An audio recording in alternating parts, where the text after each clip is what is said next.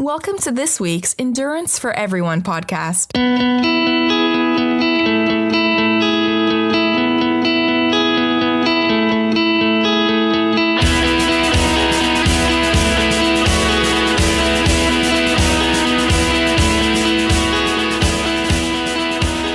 Endurance Now Coaching, the relentless pursuit of excellence. Are you looking to increase your fitness level, get stronger, or reach a new goal? There are many people who share that same desire, but often life or injuries get in the way, and their progress slows or even stops. Professional coaching brings a unique element to staying focused, developing the right fitness and nutrition plan, and having a certified coach to help you stay on target and reach your goals. Zendurance Now helps you reach your goals through customized training plans, one-on-one consultation, and constant motivation. Whether you're a local or remote, we've got this. Visit www.zendurancenow.com and learn how we can help you.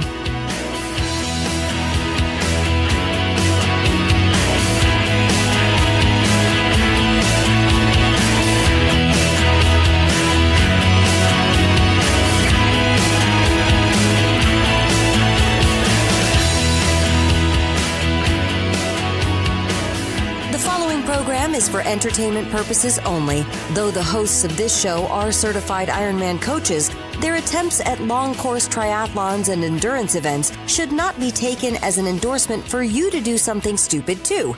You should make your own bad decisions, then podcast about it. Now, let's start the show. So we're at episode 95. Rob, how you doing over there? Doing well, John. Doing well. Living the dream. Get your workout in today? I did. I got my 4-mile tempo run in that you had assigned. Okay. What's the weather up there right now? Currently dark because it's, central Pennsylvania and it's after 5. But when I was out running at 3:30, it was a lovely 37 degrees and a sleety rain. So a few more degrees would have been snow. So, tonight's going to be slick out there. Yeah, nice. Well, it's I think it got to 82 today. Oh, is that it? Did you have to break out the sunscreen, John? I tell you what, I don't know if you noticed it. I started my team in training for St. Anthony's on Wednesday night. I saw the picture of the pool. Was it a night pool swim? It was. And outside, by the way? Outside. And the coach, her name is PJ, which is funny because when I started doing team in training like 2011, she was one of the people that were part of the team, and now she's coaching the triathlon team, which is kind of cool. But she had to actually put on a jacket because she was getting chilly.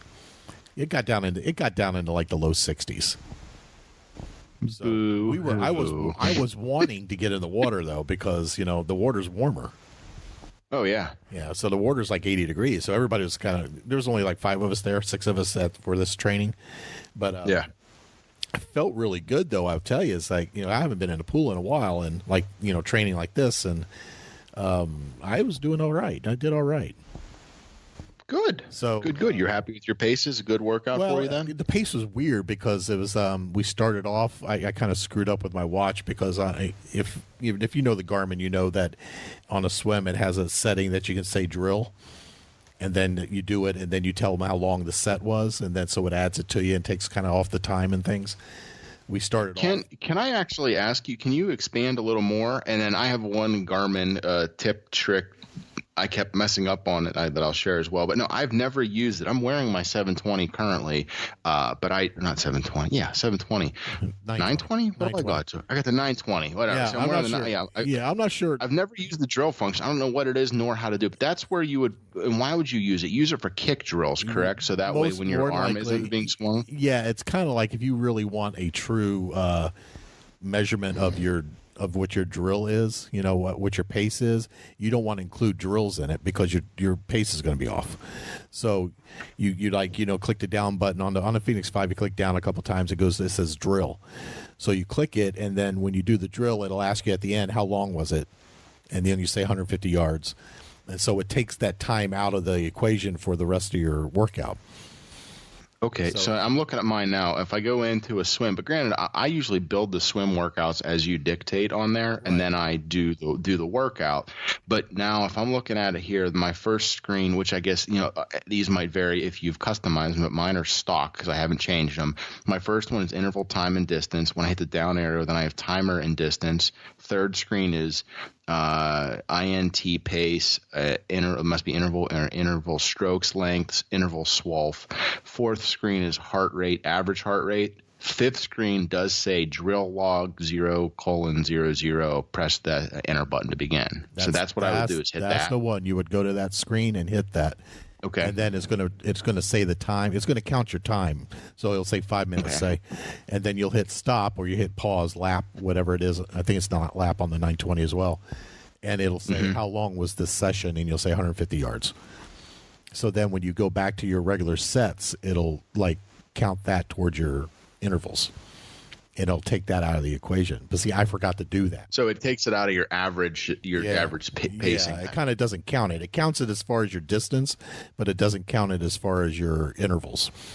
So my intervals looked really slow because I think they were like 209 per 100 yards, and I'm a slow swimmer. I'm not that slow. For 100 yards, I'm usually around 130, 140, right? So it really messed me up. So I was trying to fix it. You're around a 140 for what now, John? 100 yards. Is that right? No, yeah. Well, that's where I'm at. And you always say, I know. I'm not as slow as I'm not as slow as I think I am. But I mean, I get slower. This is what I also noticed, that as the sets went on, we did 150 kickboard, then we did 150 pull because she wanted to see our rotations, and I'm fine with that. And then 150. We actually did 300 just on open swim. And she was watching, my form, and she said, "You're good, but your left arm tends to kick out. It doesn't go straight out in front of you. It kicks out." And I said, "Well, if you notice, during the first 2 laps, it doesn't, and then it kicks out after that." And she goes, "Oh yeah, that's right." And I said, "Yeah, because I get fatigued. My right side is stronger than my left side, so my left side weakens and it starts losing form. I have to really." Oh, you're opening us up for all kind of jokes there, John. Oh, I know, but.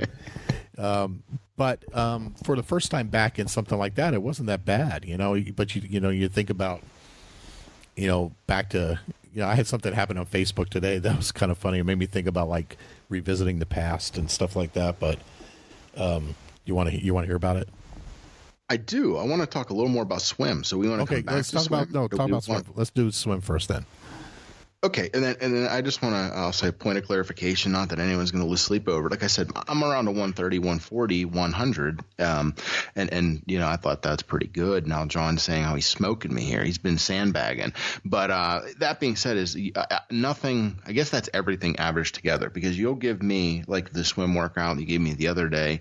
Which, question for you is, you have it set as 100 for a warm-up, 100, 100, 100. You may do 8 of them. So I just lump that together and just do 800. Should I be, because you don't have any rest breaks in there, should I be doing that differently than what I'm doing? I thought I did put a rest. Oh, you know why? Because when I put it in for the workout, it's weird to put a rest break in. Yeah, you should take I probably should have like a 15-second rest break in between each 100. Oh, so then what I've been doing is an 800 warm up, then you have me do 400 hard, 50 easy, 400 hard, 50 easy, 400 hard, 50 easy. Repeat that. So that's 4 times, and then a 100 cool down. So whenever I'm hitting a 135, 140 average, that's for the entire thing, because once again, you haven't given me any rests or any. So I've been doing, what have you given me? 20? Was that work out the 2,800, 900 yards? Yeah, it's 2,900. So I've just been doing that straight through. So, that's a 140 average per 100 across 2,900 straight through. So you're saying I should be taking the rest breaks now. Yeah, you should should have like a 15-second rest break in between sets. Off to Garmin Connect to update that. Yeah, that's on me. So I should have been clear about that. And one thing I found out, and I said, maybe everyone knows this, and they're like, yeah, duh, Rob, you're stupid. And I didn't know this, and it makes sense when you think about it. I have that 800 warm up set on there, I was about 400 into it, 500 in, and my heart rate strap slipped down. Okay. So I hit the pause button, whatever it is, enter, pause, whatever, not the lap button, but the pause one. And I adjusted the heart rate strap. And then I hit the button to start going again, and it went back to 800. It reset it back to the beginning of the interval. Yeah, that's and I was like, right. But here's the thing: I didn't. It did. I believe I looked later. It did count it in my total distance, okay, but it didn't, like, it would reset it back to the beginning, but I didn't realize. I didn't go scroll through the screens to see my total distance. I was just looking at my interval distance, and it makes sense. I guess it's like a fail safe. That way, if you hit the button and start the lap by mistake, you know what I mean, and that way if you hit it, it goes, if you stop it during that, it'll reset it back to beginning of that interval. Right. So that way you can keep doing that interval in the workout that you're doing. Yeah, it makes sense when you think of it that way. But I didn't realize that, and like I said, I did not have 100 with a 15-second rest. I had an 800 warm up, so I'm like, oh well, we'll do it again. an 800 warm up is a little long, a little bit. we need to get that fixed. So we'll fix it going forward. Yep, that's what I had then. So now you're talking about reliving the past, John. A little bit of reminiscing. So this is what happened. So on Facebook, you'll get that little thing. You're not on Facebook a lot, but you get that little thing that says 1 year ago today, bing, or something like that. I believe it actually says, mine at least, because maybe it's just because of how little I use the Facebook, and it says, Rob, we care about your memories. Here's one from 4 years ago. Yeah, something like that, right? Because Facebook cares. They do. Thanks, care. Mark. Yeah, thanks, Mark. Send me a check, please. So I guess a year ago or 2 years ago, I had found an old clip, newspaper clipping of a band I was in high school. And the story behind this band is that our lead singer at the time in the band I was in was an ROTC, Air Force ROTC member. He was still in school. I wasn't. They had a contest, a national contest for this. It was called, the theme was Freedom is Not Free. So he was in ROTC with this other guy and another guy who decided they're going to write a song for this contest. Well, we needed to record it. So they got recording time, but they didn't have a bass player. So they asked me, Nelson came to band practice, says, can you sit in on this and play bass for this song? Right? So we ended up winning second prize. Yep. So good. To play at nationals. And so, of course, it pops up today because I posted it a year or so ago, or 2 years, I can't remember. And I'm looking at it and I'm saying, God, I wonder what happened to these guys. I know what happened to the guy I knew, Nelson, but I have no idea what happened to the other guys. So I said, I wonder if they're on Facebook. Right. So, so I start and they had names like Scott Roblisky, names that aren't common. Mm-hmm. So Not like Adam Smith. Right. So Glenn Bailey, that's a kind of a common name, but I knew they were DeLand. So I looked for my hometown DeLand, and I actually found 3 of them. So I messaged them on Facebook and I post the picture. I said, hey, is this you? And the 2 of them, Glenn, surprise! Glenn, who's the guy who wrote the song, and Scott, who's the other guitar player, not the lead guitarist, the rhythm guitar player. They both responded to me, and I'm looking at their Facebook pages. They're still in music. They're still playing. Right? Years later, they're still living the dream and rocking out. Yeah, one guy is Glenn is a lead singer for a band still in DeLand, and he said he was telling me he just played over here in Tampa just recently. And Scott's was in this heavy metal band all through the 80s and 90s. And I was like, and I told him, it's like, I'm a little bit jealous, man, that people from this band, because I don't know if I mentioned on here, when I was growing up, that's all I wanted to do. I wanted to be in a band. I wanted to be a musician. Yeah. So it's like, and I told this to Nancy, I told this to Jennifer in the past that, and they were both the same way. So it's not too late. You can go do that. I'm 54 years old. I'm too old to do this. But I'm looking at them. They're the same age I am. They're still out there doing it, right? Yeah, they're doing it. Yeah. Right. So nothing wrong with it, John. It was like weird. You just start thinking about it. It's like, at what age? And then I posted that thing on Facebook a little while ago. The age shouldn't matter in what you do, right? Mm-hmm. That plenty of things. Age is.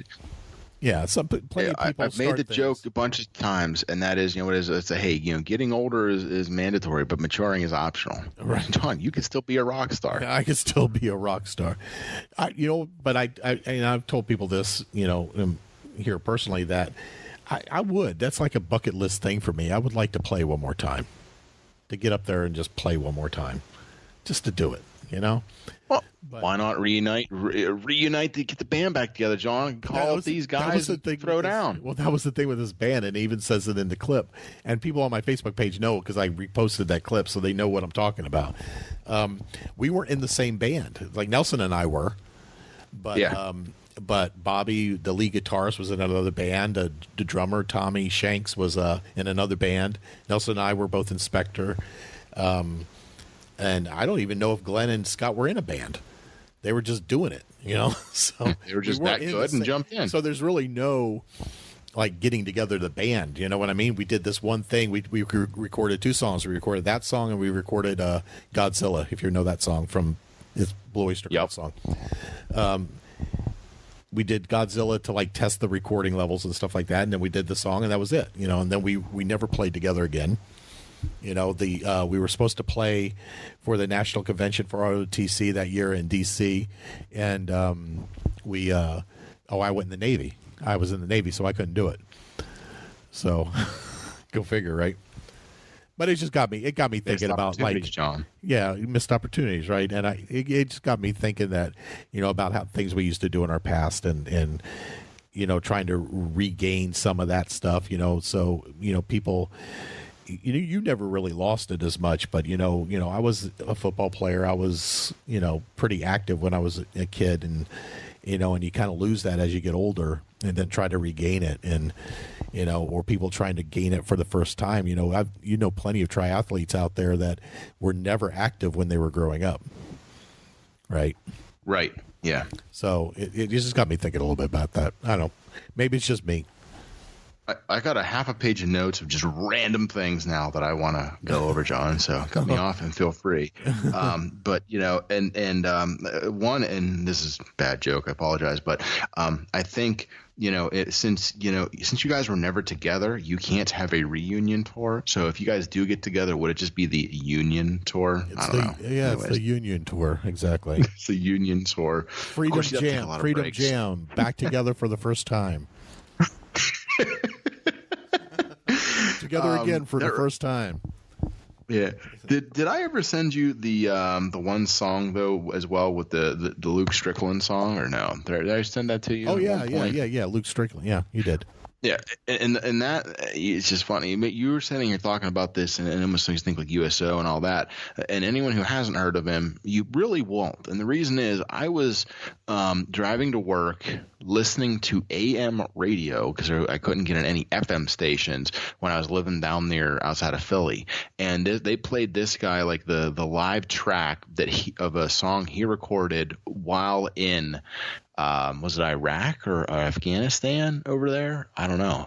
So this goes back, 12 years ago at this point, at least. Right. So I don't know if we can sample that and put a little bit of that in on the end of the show, but it was a very patriotic, good song, I thought. And as you were telling me that, it made me think of that. Also, it made me think of my Uncle Bill. I had sent you his song when we talked about bluegrass the other time. Oh yeah. Right. He's passed away.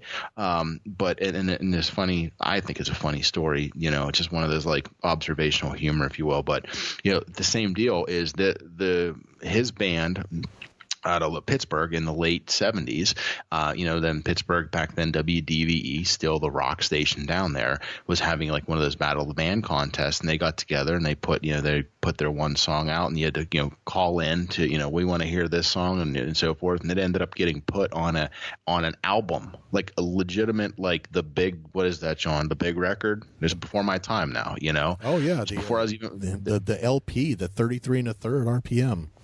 Yes. And so what I did a year or two ago, I mean, I don't know if I've ever heard the song in my lifetime, but I've always heard my dad and his uncle, my other uncle, talk about it. So I went out and found the album. After, when I say years of searching, it's one of those random things. Here's where I said observational humor. They were on, it was the DVE Rocks 1980 release. And when I say two random deviations, the gentleman who actually did the artwork for that lived in Clearfield, the town that I am currently in, 3.5 hours away. It's just one of those. So when I searched out this album, it took me years to find it online, by the way. And how I actually ended up getting a lead is when I was refurbishing that old bicycle, I drove to Ohio, to Toledo, did the one race I did out there. On the way back through, stopped in a town in Youngstown, Ohio, to pick up the Fuji bicycle that I had bought off of Craigslist. Started talking to the guy there who is into records, and I told him I'm looking for this DVE album, and the band was called the Good Neighbors Band. And the reason they called themselves the Good Neighbors Band is they practiced in my father's office basement, State Farm, like a good neighbor, so they became the Good Neighbors Band. But that being said, though, the guy, like, he sat there, he's like, hold on, I think I have this album. I'm like, no shit, this isn't going to come together like that, right? He goes inside, he comes back out, and he's holding this album, and he said, The Neighbors, right? And he holds his album up and shows it to me, and it's like 8 black dudes. Like, I looked at him, I'm like, dude, like, look at me looking. I just said my uncle. Like, do you think that's my uncle? like, come on, man. Like, and then he's like, I guess you did. I guess you did. I said the Good Neighbors Band. He said, oh, okay. And he says, oh, sorry, I can't help you. But then he told me the online site where he sells albums, and it took another 1.5 years. Finally, I found a copy of it, tracked it down. I had it cut to the CDs, and I gave it as Christmas present to my dad and his family last year. That's pretty cool. Now, see, that was a thing back then, because here locally, when I was growing up in the late 70s, the rock station here in Orlando was WDIZ. And they used to put out the same thing. They would have this contest with local bands, and they would put out a thing called the Homegrown album. And I was just talking about this with Nancy a few weeks ago, and we actually found. I was talking about the first song. It was a song called "What Are You Waiting For," and it was by a guy whose claim to fame was that he was a keyboard player for Bob Seger before Bob Seger became really famous.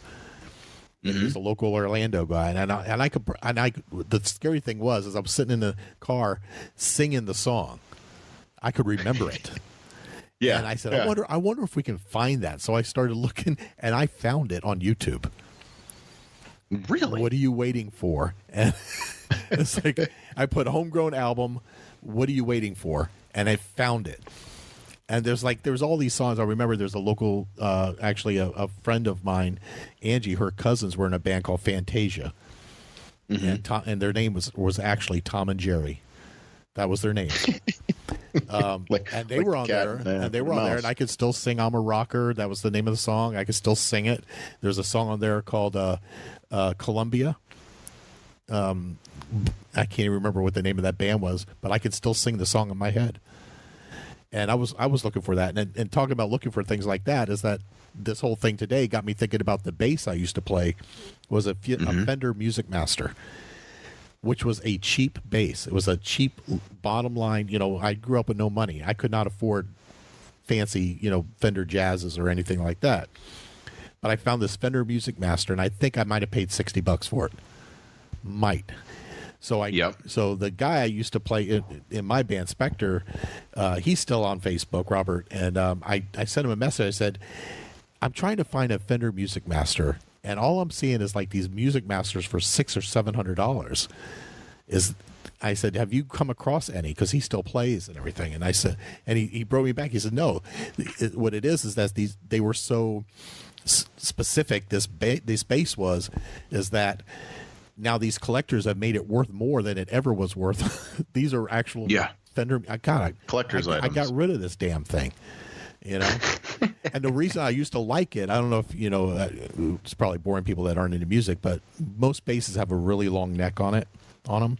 Mm-hmm. I liked the Music Master because it was the size of a regular guitar. It was the size of an electric guitar. It was a small bass, and I just liked it. I mean, you could move up and down the fret really fast on it, and it just played really well. I just loved the sound of it. So, it was like now it's like a $600 or $700 bass. I can go buy a brand new Yamaha for like $300. You know, if only we had known, John. I know. I'm telling you. I don't know. So now that we've bored everybody with things non-training. I'm gonna I will end it with a quote from I'm gonna end it with a quote from my father's uncle. Okay. And this is one of those super wise guys that, you know, everything he says is a nugget of gold. So here's it straight from Uncle Stan. And that was, you know, we're up in Canada fishing, and he's talking about the good old days, playing college football back in the days of leather helmets and all that. You know, they're him out there up to reminiscing. Real football. And somebody said, hey, real football. And they said, hey, Stan, if you can go back and do it all over again, would you? And he said, because you're expecting to hear, oh, heck yeah, great time, best time of my life. And he sat there for a second and said, absolutely not. Yeah. And somebody said, really? As fond as you speak of it? And he said, hey, listen, when you do it right the first time, you don't ever got to go back and do it again. Well, that's the problem. Maybe I didn't do it right the first time. I missed my calling, right? Well, John, you're only going to be this age once. I deprived the world of my musical talent. John, you're not dead yet. Not dead yet. Get those guys together. Let's get the union tour up and going. You know what? You might have enough just to send a Facebook message and get the union tour up and going. There you go. Got to get the union tour. All right. We'll see. All right. You want to talk about a little bit of fitness and stuff in this show? Yeah, let's throw some in there. Well, last week we were talking about you being ill, you getting sick and things like that. So it made me start thinking about that.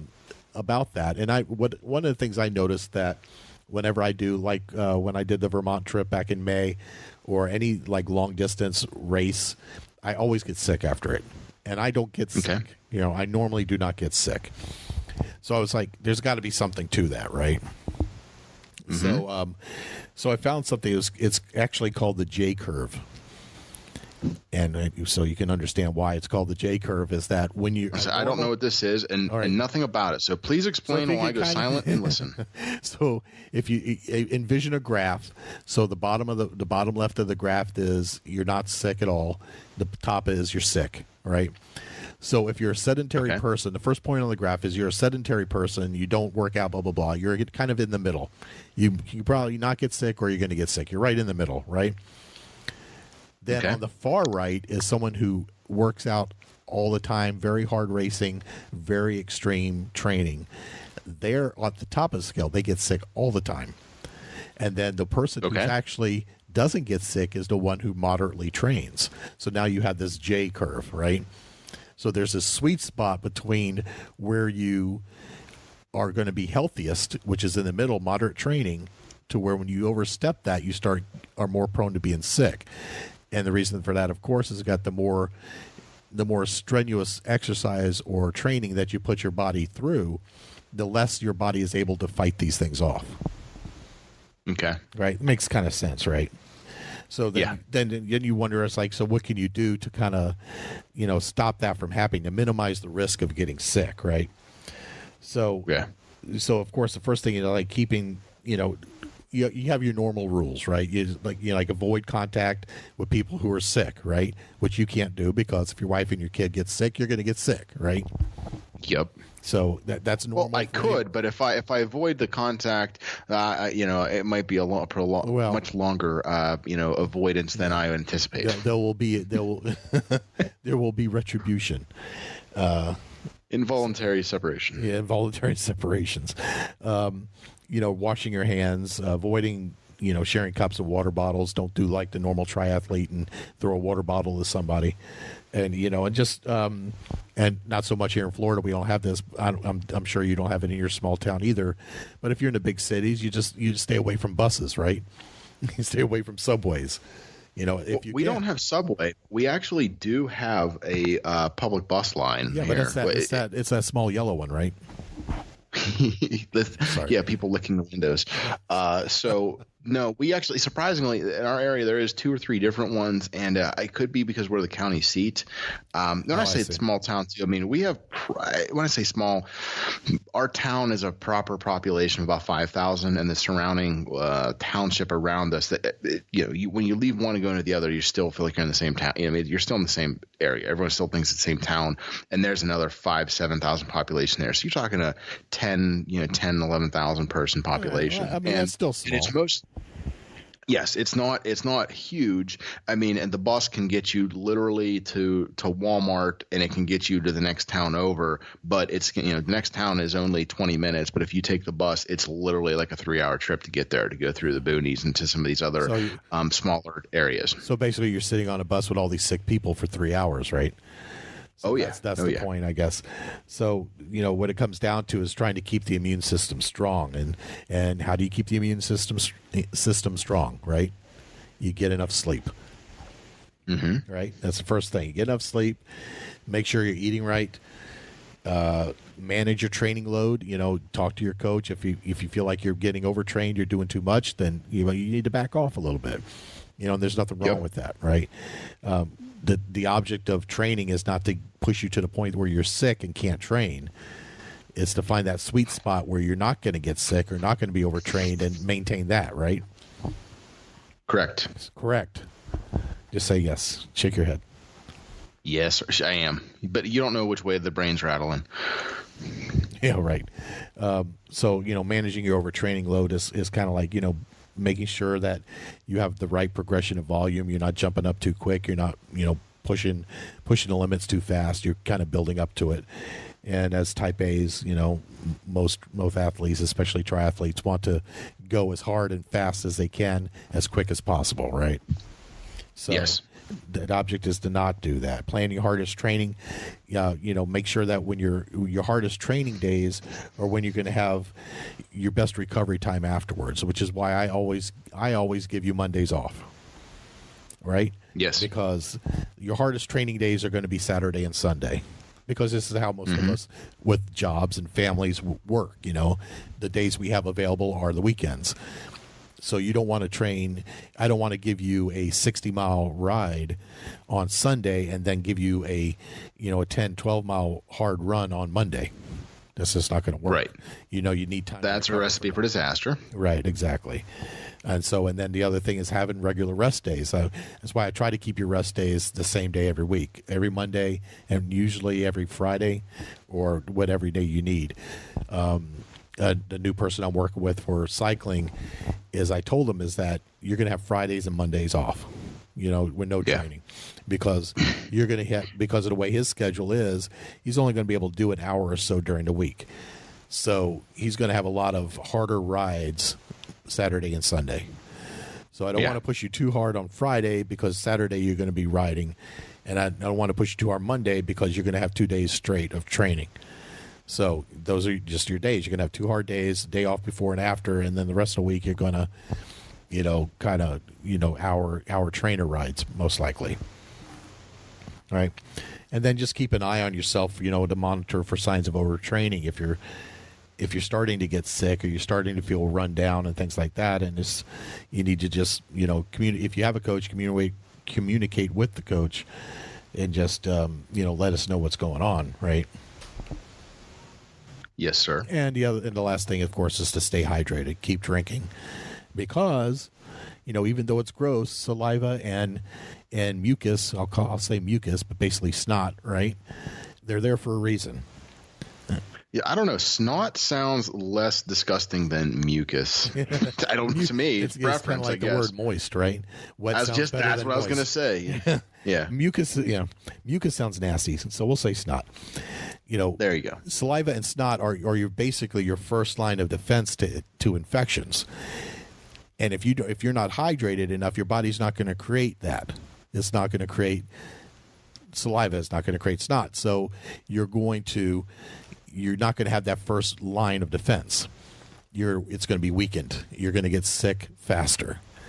So, right, as we were talking about before, it's gross, but it's there for a reason. There's a reason why your nose starts running, and things like that. It's protecting you. So, right. And people don't always see it like that because it's kind of gross, but that's why it's there. Yeah. All right.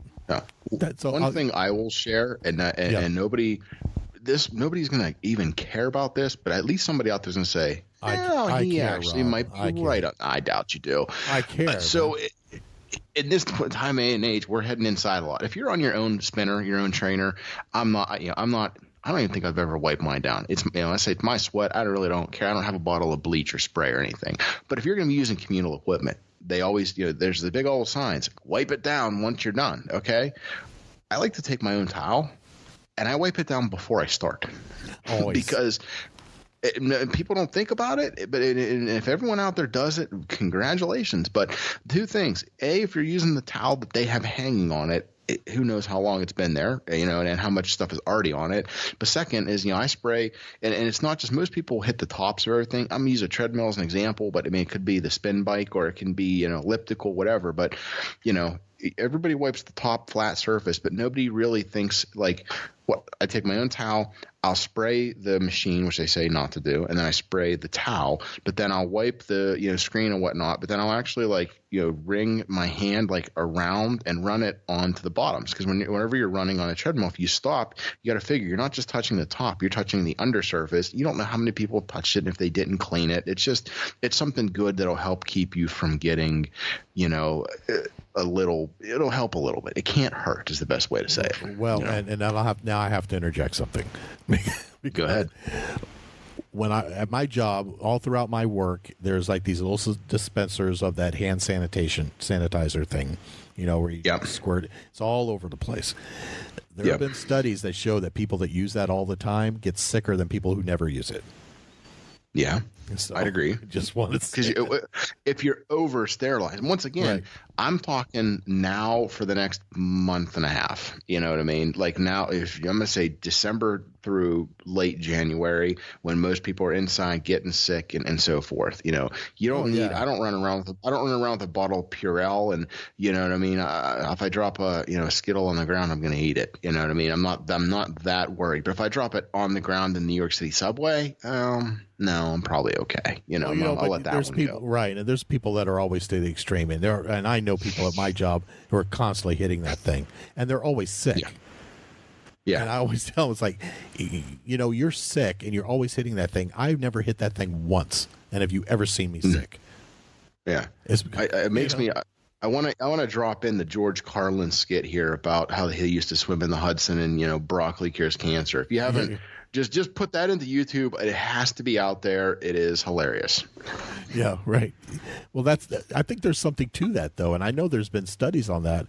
Like I told you, I didn't grow up in the best way. I never get sick. I think my immunities are strong because of that. Yeah. I mean, as gross as that might sound, but it wasn't the best of situations growing up. And then you have these people who grew up in these sterile environments are sick all the time. Yeah. Their body never learned to fight this stuff. Now I say that. And I don't have a study on it, and forgive me, but I remember hearing recently, and I'm paraphrasing, and that is, people that grow up in the over sterile environments, sometimes it's necessary. If you just had a transplant, you need it, right? But if you're gonna do that to your kids, that is why there's been some studies out there, and I can't point to them. You can Google them and find them yourself, that do show that essentially, the parents that let their kids live in the bubble, they don't let them play outside, and they hand sanitize and they wipe everything down. That's why they get these crazy allergies, nut allergies, and very lethal if they need the EpiPen and so forth. And it's literally because their body just doesn't have enough to do. It goes into overdrive looking at stuff that it shouldn't. There's a family story that my mom used to tell, that when my father was killed when I was 3. So when he was killed, my mom had me, I'm the oldest, my sister who was 2, and my little brother who was 6 months old. Right. So she didn't meet my stepfather for a few years, so I was 5. his thing was that this is back when I used to go to church every Sunday, Catholic church, they used to dress us up, back, this is in the 60s. So used to dress you up in these little white, short pants, but there's all white and, little bow ties and everything like that. And it amazed my stepdad that they could dress a 5-year-old and a 3-year-old at that time in these clothes, and we would not get dirty. Yeah. Because we were being raised by my mom and my grandmother. Mm-hmm. And the story is that the first time he came over after church on a Sunday and saw that, he picked me up, he took me outside, and he dropped me in a pile of dirt and said, "Get dirty." Because he couldn't stand it. He said, "There's no way that a 5-year-old boy can stay clean. That's not normal." So, and it's not normal for a girl either. I'm not saying it's a boy thing, but this is the 60s, so people thought differently back then. But yeah, he wanted me in the dirt. So I don't disagree. And our little guy's just starting to scoot around. When I say scoot, he's like, he can almost army crawl, or he'll use his legs to push, but he doesn't get all 4 going at once. But he scoots all around the room, no problem. But that's always funny to watch, isn't it? Yeah, and when I say anyone who doesn't have kids, it's like you can entertain them like you'd entertain a dog. Like, you can just literally a bottle of water or a TV remote, he's entertained for hours. Oh yeah, and he wants to, no matter what room he's in, he will crawl or roll or scoot straight to the power cords and wants to get them in his mouth. But once again, he's on the floor a lot. He's chewed on our shoes and the corner of my chair and everything. Like a puppy. Like a puppy, like I said, is 8 months in and he hasn't been sick yet. Because just kind of like a puppy, that's how they're discovering things. They're putting things in their mouth. That's how they're discovering it. Can I eat this? Ow! Yeah. No. Enjoy it while you can, man. Because at some point you're going to have to entertain them all the time, and you'll have no time to yourself. But looking forward to it, John. Yeah, you say that now. I'm going to talk to you in about 4 or 5 years, and see how you're doing then. Actually, I'm going to talk to you in about 15 years, and when you're completely bald and and you babble to yourself at night, that's when I want to hear. You're getting a time machine and going 2 years ago? No, yeah. No, believe me, they will make you babble. So what's next? Oh, we wanted to talk about you brought it up a little bit about spin bikes, so we want to talk a little bit about that, right? Yes. So somebody out there's ears are perking up as we say this. One of our new group members and listeners, Vanessa, welcome. This is your segment. And Vanessa is your spin instructor? Yes, I should say Vanessa is, and I don't know her title. I don't know if I'm going to. I'll just make it up here. She thinks she's actually the aquatics director at the local YMCA. Oh, well, that makes sense. But she teaches. She jumps in and teaches classes when need be. I know she's taught some boot camp, some I think, forgive me on that one, some body pump, but lately she's been teaching some of the spin. And Vanessa, I meant to ask you today when I saw you, so remind me when you hear this, what is the Santa spin that you sent a request out for? I need to know more details. I think it's just going to be a December thing, but anyways, she jumps in and teaches, and that's where she sends a thing, and she's like, I got a text that said, "Come to my spin class." I'm like, "Oh man." She's like, 5:30 a.m. on Friday. I'm like, no. But I did end up going, and when you say is she my spin instructor, yes, it was quite nice because here in Central PA, I believe they were hand-me-down bikes from another facility, so they're several-year-old Schwinn bikes that we have. Glad to have them, not complaining. But it was literally her as the instructor and me as the pupil. So it was like a one-person spin class. All right. Yes, and I don't know. I'm assuming they have to follow a script, or that's how they learn it. I mean, just like any other memorization, because obviously she knows there's music and it's okay. We're climbing a hill out of the seat and up, down, left, right, all that type of stuff. Yeah. But the whole time, she's super energetic and she's going, and it's okay, turn it up a gear. Okay, we're all doing great, and I'm like, well, it's just me and you. So yes, we are. Yes, we are. Yes, you and I got this nailed down. It's the royal we. It's the royal we, yeah. So, but there was a couple of times where she had said things like that, or she'd literally they're double-sided pedals. So you can wear your flat tenor shoes, or if you have an old Shimano, I think it's SPD, like the mountain clip, like the little mountain bike clip, the size of a quarter, a little bigger, like a triangle, if anyone's seen those. So you can wear your own shoes. So I was having my shoes, but my right shoe kept coming out. And literally like 2 of the times my right shoe came out, I'm over there pedaling one-legged, and she's like, okay, doing great. I'm like, well, doing it with one leg. But you know what? How great is it? A one-legged cycle is a training technique, and just tell her that you're training your one That's leg. it. My left quad needed a little extra work. Quad needed work. So, I mean, but the question you had, I guess, is that can you use spin cycling to take the place of trainer rides or road cycling, right? Or something to that effect? Yes. Yeah. Well, the short answer, of course, is yes, you can. But okay. Now, I'm gonna, when we talk about it, see, now I know she might be listening. Now I got to be careful, right? No, she's got some thick skin. She got some thick skin? Okay. Well, It's not going to be anything bad, but what we got to remember is that as a multi-sport, you're not a cyclist. You're not like a gym rat. You're not, the person going in there and that's your workout for the week is spin classes, Right. You're actually, doing it for a reason. So, and we've all, and most of us, I guess, have been to spin classes. If we haven't been to one, we've been in a gym when we've seen them and we know how they are. Right, they're pumping full of music. They're up and out of the seat, up and up and out. And there's a reason for all this. It's a different kind of workout. So I think as a multi-sport athlete, you have to be cautious that it doesn't take away the gains from running and swimming. So and I think what happens when you go to a spin class is you get pulled into the spin class mode. And you start doing the class, right? So, you have to realize at that point you're part of a group. You're not there by yourself. So, you have to tell. There's going to be parts of the workout that really fit what you need to do perfectly, and there's going to be parts that don't fit what you need. So, I think that's why I had asked you before I went, and forgive me, I was starting to pull it up on my computer, and it was not saying pixelating. I was breaking the sound quality, so I'm trying to get it up on the iPad here to look at the workout you had given me, because it wasn't like you had given me a zone 2, 2-hour ride. It was like you gave me. It was supposed to be an hour and a half. I'm pulling up here now tomorrow, and you had it listed as a strength cycling.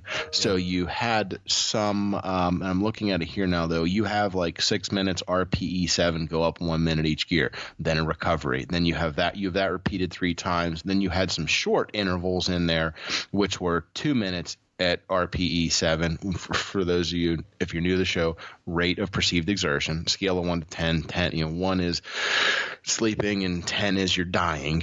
That's most of the way up there. So I thought it was a good to swap the cycling in on that, or swap the spin in on that day, because you had those intervals, and I figured it would mimic it, not perfectly to what you're doing, because like you said, it's a different class, but it would at least be there. In addition, I guess on Friday mornings, they actually, or maybe all mornings, I don't know, when they do this class, they do 2 of them, and it's 5:30 to 6, and then 6 to 6:30. So you can stay for the whole hour, or you can come for the early or come for the late. I did the whole thing, so I had an hour on the spin bike, but that's, and correct me too, or forgive me here too, that's where I've always been told, like an hour on your trainer is like 2 hours outside, or an hour and a half outside, because you're getting the there's no rest when you're doing it. Your legs are constantly moving. So I figured a shorter, more intense workout would supplement nicely for the hour 30 intervals that you had for me. Yeah, I think that's fine. And that's the thing, is like a spin class by design is really an interval training class, right? Yeah. So, so if you have an interval of some kind on your plan, that is the right time to, if you have a spin class, just go to a spin class. It's not going to fit perfectly, but it's going to be the same type of workout, and you should get the same kind of thing. But I think it's also, you just have to realize that, you can't fall, like I said before, you can't fall in the trap of keeping pace with someone who's not on your training plan. And that's, right. And I think personally that would be hard for me in a spin class because you can get sucked into it. Of all the ones I've went to, go ahead. I'm sorry. No, I'm sorry because, and I don't know if you've been in a class where it does this, but I have, and they'll call you out if you're not, like, if they say get out of the seat and you don't get out of the seat, they'll say, hey, you in the first row, get out of the seat. Or something like that. Get up. So I guess that's too. It's different because it was Vanessa and I. I should say I have gone to some last year, maybe the year before though, when they first started this too. Once again though, it's one instructor, 8 bikes. Usually there's 1 or 2 empty ones. You know what I mean? Because we're not in a predominantly big area. But what I think, I guess, is going for it, and I say this with love and affection, they're older, we're not super sophisticated. I mean, we're doing it in the YMCA basement, okay? Like, I actually would like to go to one of those, like, bigger city, when I say more technology, like where they actually, like you would talk about Orange Theory Fitness with the heart rate, I'd like to see who's putting out what wattage and what speed, because I wouldn't mind going to something that is competitive like that. But, this is kind of self-governed as well, so, it's, she says, go up a turn, you can go a quarter turn. She even says that during there, hey, if that's too much, back it off a little bit. If it's not enough, crank it up a little bit more. You know what I mean? So it's self-governed, and that said too, is since I wore my watch, I set it to just bike, and I hit, indoor bike and start. So I wasn't using the GPS, and it was just basically to capture the heart rate. So once again, you had an hour and a half workout. It shows that I did it for 59 minutes and 45 seconds, and it went yellow because time-wise, I didn't do a long enough of a workout. But also, if you go back and look at it, if you looked at my data, this is great visual for those listening, only listening, I should say. That's all we have. My heart rate does go up and down, but I tried to keep it at a steady, like on the recoveries at around the 120, and then it really didn't get up past, if you look, like a 135 whenever I was actually. Yeah, I did see that. Yeah, my heart rate max was 154. My average was 130. Right. So I maybe that's a sign that I should have actually went a little harder. I don't know. You could tell me, Coach. Well, I wimp out? No, you didn't wimp out. It was fine. The thing that I focused on right there is, like, you had a spin class that only has 8 bikes in it. I don't think I've ever seen that. Well, like I said, I'm pretty sure it's hand-me-down equipment too. We're lucky to have that. So yeah, these cycling classes where I've been going are like at least 25 to 30 bikes, and usually full. So usually you got people. You have to sign up for it in advance, or you're not going to get in that class. It's big down here. Do you, John? Let me even ask you this: what does a spin class cost for you down there? Well, it's not. It's usually part of the gym membership wherever you're at.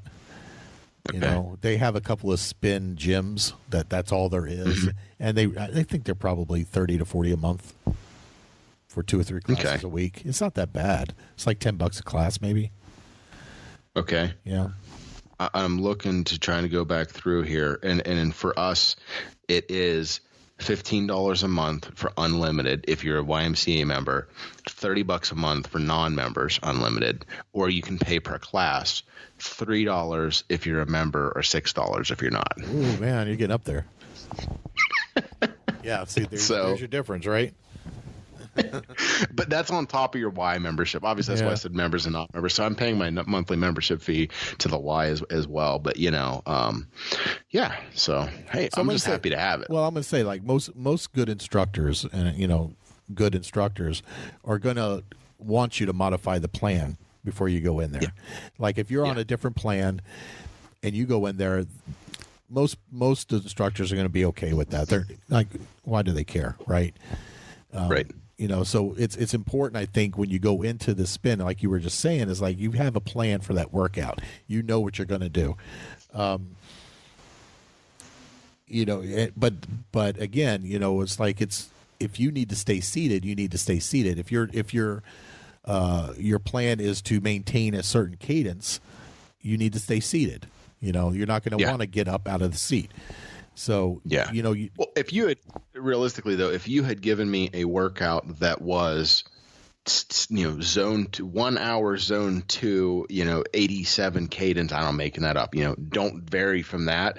That would not be a wise move to supplement and change and go to a spin class. You know what I mean? That's something that would need done on a trainer or a spin bike solo upstairs. Just that, Well, and you need to have. I guess I'm alluding to this a lot. You have to have some personal strength, I guess, going into it to be able to. If they say crank it up, you don't crank it up, and you're okay with that, and you don't care if they even call you out on it. I guess you can't be afraid of standing out from the rest of the class. Yeah, everybody else is out in their seat, and you're just sitting there. You're not just sitting there, of course, but you're still in the seat, and you got to be okay with that. And not a lot of people. Well, I won't say a lot of people. I think most people are strong enough to do that, but you have to have that plan going in. And the other thing is, these bikes are not like your bike, right? These are spin bikes. They're not going to sit the same way. They don't have your saddle. They probably, like you said, they don't have your pedals, possibly. And the handlebars are different. Everything's different. So it's not going to feel the same. But the thing you can do is measure, put the pedal down to where it's the farthest away from your seat on your bike, measure it, and then try to get that seat as close as you can to the same distance. So at least you have that. So you're kind of trying to get a bike fit really quick before you get in there to as close. Now, normally spin cycles, they go up about half an inch a piece on the seat, so you're not going to get it perfect. More likely, but you want to get it as perfect as you can. So, I mean, that I think that's a big thing, because if you don't get that fit right, or that at least to where you're closest as you can, you're going to be hurting. It's going to work things that you are not used to working. Most people sit probably too low, I think, on spin cycles. Yeah. So a good rule of thumb, and you may think it's different, but what I've always heard, bike, spin bike, etc., and whatever, and that is, if you're standing next to your own bike and or we'll say spin bike, a good kind of rule of thumb is if you pull from your belly button kind of across down to your side, find your hip bone right there. If you've never felt for it, feel it right there. And the saddle should be about your hip bone height. That said, too, is that and whenever you go to get on the bike, okay, then you want to pedal. You don't want you want to leave a little bit of flex in your knee at the bottom. You don't want your knee going straight down when you're seated. You want to have a little bit of flex still in it. A little bit of bend. Okay. A little bit of bend, right. Yeah. Yep. Not a lot, not a little. You don't want to hyperextend your knee, but you don't want, it's just simple. Sit right now, straighten your leg all the way out, and then it's where you have to force it to be straight, then just relax a little bit. That's probably about appropriate. Right. And as you'll find a setting, and that'll be where you want to be. Then, like you said, the saddle, front to back, adjust it to what's going to be most comfortable to you. If you're a newbie, you're probably going to be sitting farther back on the saddle because you're actually sitting on it. More experienced cyclists are going to be up on the horn a little bit more. Right. So to kind of end this, there's a couple more things. So you basically have on a spin bike, you have what's called an interval effect, right? So the conundrum is like when you're going to burn more calories in the spin class than you're going to do riding a Century. You're going to burn more calories because you're going harder. But the Century is harder than a spin class. Right. Yeah. It's a harder workout. You may not feel it. It's a much longer hit on your body. But you can burn 1,000 calories in a 45-minute spin class easy. Right. Are we back to calories in, calorie out, Sean? But I'm just saying as far as I think that if you can do a Century ride at a 20 mile an hour average is going to be harder than a 45-minute spin class. It's going to be. Yeah. So because the effort is different, and that's what's really the interval effect. When you're in a spin mode, your intervals on a bike, your intervals are measured in seconds, right? So yes. But on a trainer, when you have a trainer workout, it's usually in 5, 10, 20-minute chunks. you know, but if that's how your coach set it up. And then, right. And on race day, you're measured in hours. How many hours are you out on the bike, right? Or how many for long rides, how many hours you're out there. But, you know, in a spin class, you know, you're going, what is that? Apparently, the clock I bought my wife for her open house as a present has an alarm on it. Now I know what that little gray thing was, and I flipped it on like this little on-off button. And I flipped it earlier, thinking it would like chime for the hour, and it didn't. Apparently, it's an alarm. This is how we learn. This is how we learn. And apparently that was set for 6 o'clock, and there we are. Anyways, so you were saying, so I'm saying is like as far as efforts, when you're in spin class, you're going to be in zone 3 and 4 the whole time, probably 5, right?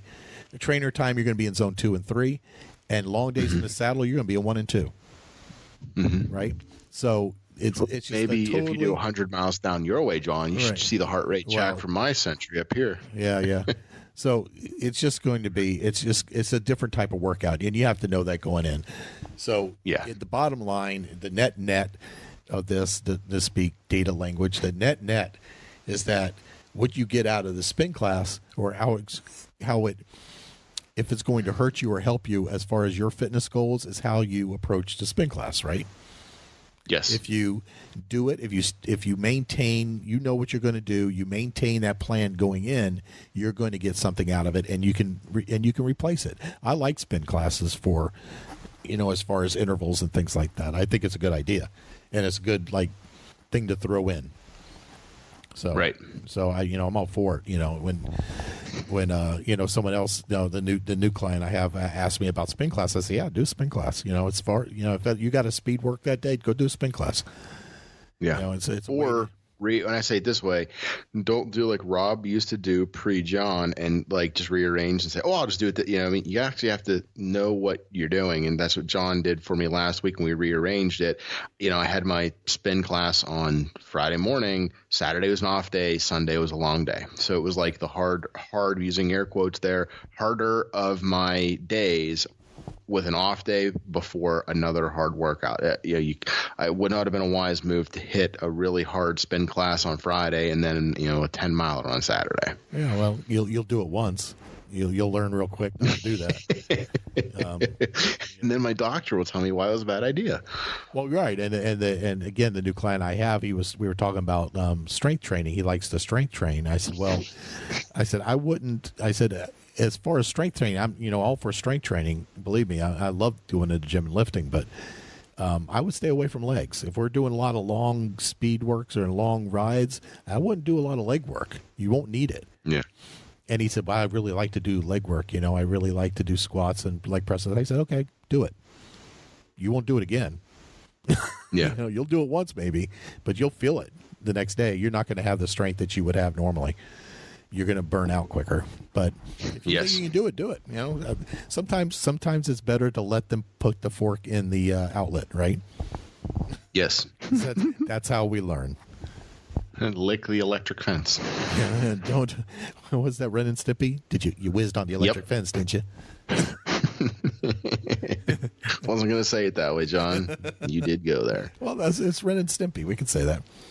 Google, get you a log for Christmas. Google it. Ren and Stimpy, don't whiz on the electric fence. You'll see the clue. And if you don't know who Ren and Stimpy are, I can't help you. Yeah, you're beyond help. You're beyond help at this point. So we got a couple of housekeeping things you want to do? We can. Only two things. Maybe the only two things I want to interject, we'll call them, they'll be straight up shout outs. I don't know how to say it there. Stacy Hurd, you obviously had seen the photo of the his and hers Zwift setup, and my response was, I hate you in that deeply jealous way, because that was beautiful. That looked glorious. 2 bikes, 2 big TVs, and 2 kickers. We don't even want to talk about Jennifer Coltrera's setup. That's crazy. No, I saw that one. I'm just like, I looked at it, I just kept going. Yeah, that I saw a standing desk. For both the treadmill and the bike. Yeah. Well, I haven't been there. I haven't been to Jen's in, probably, over a year. So this is like a totally new setup from the last time I was over there.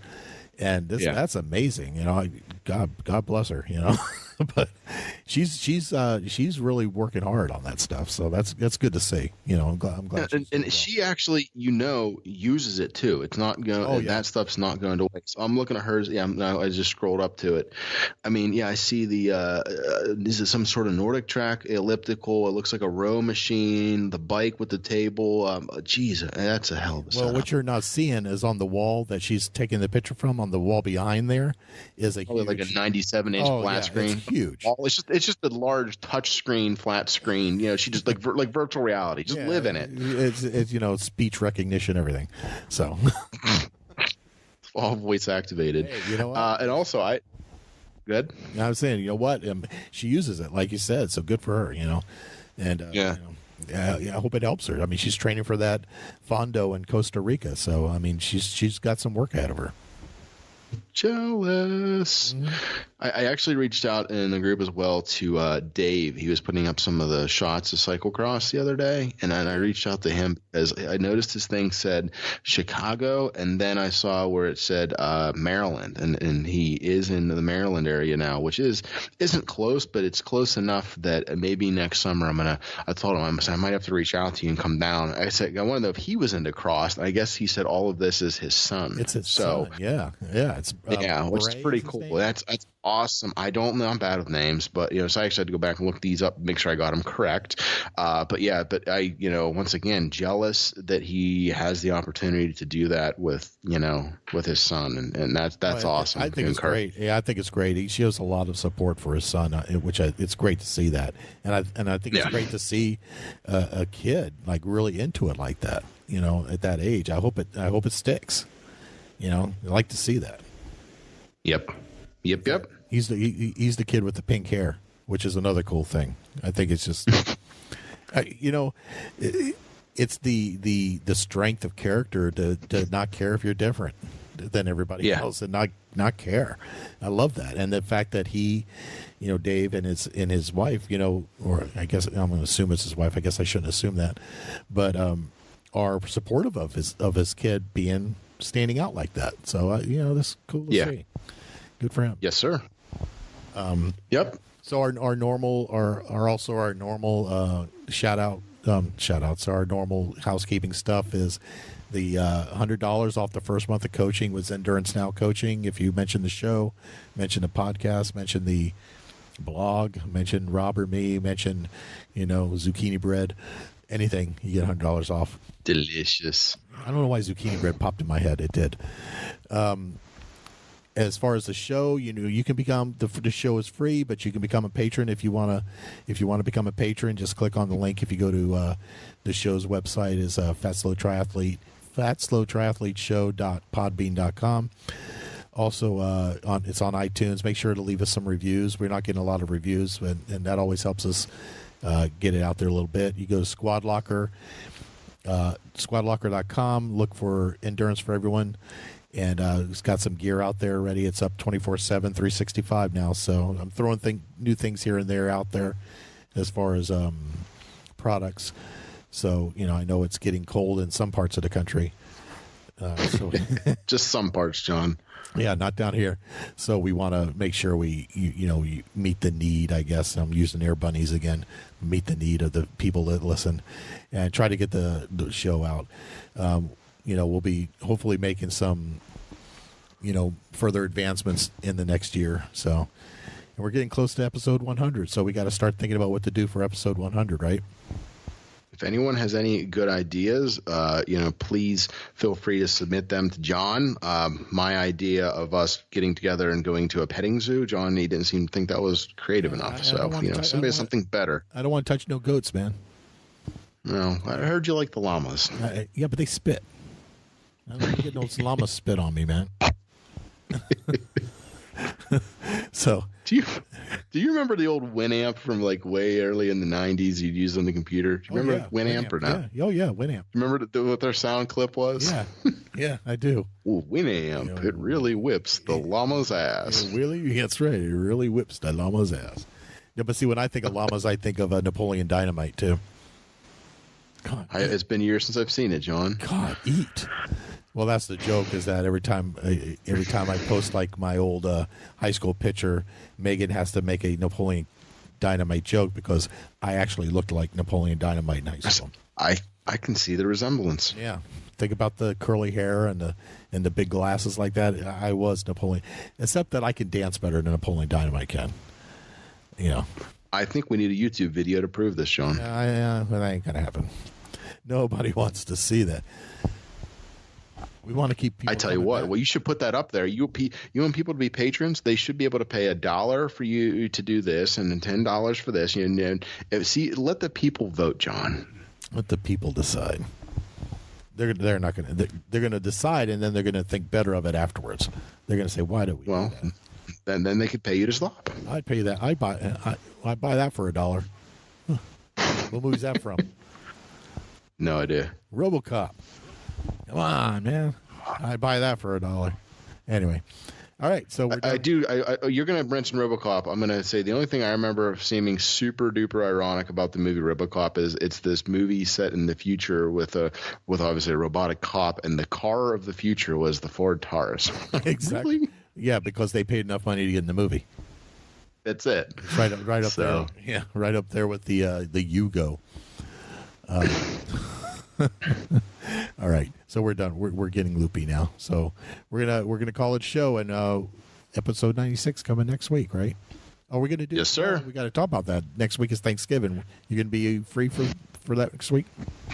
Early in the week, I will be. All right, man. We'll plan on Monday again then. I know the show's getting out there late, so we appreciate everybody waiting while life gets sorted out on my end. We will be here waiting for you, John. Always. We might be rewarding you with a special episode anyway to make up for it. Yeah. Keep an eye on your feed. Who knows? Keep an eye on your feed. There might be another show coming shortly, other than this one. All right, man. We'll talk to you later. Okay. Sounds good, John. Talk to you. Bye. Thanks for listening to the Endurance for Everyone podcast. If you have comments or questions for the show, send an email to teamE4E at enduranceforeveryone.com. And remember, swim calm, bike strong, and run steady.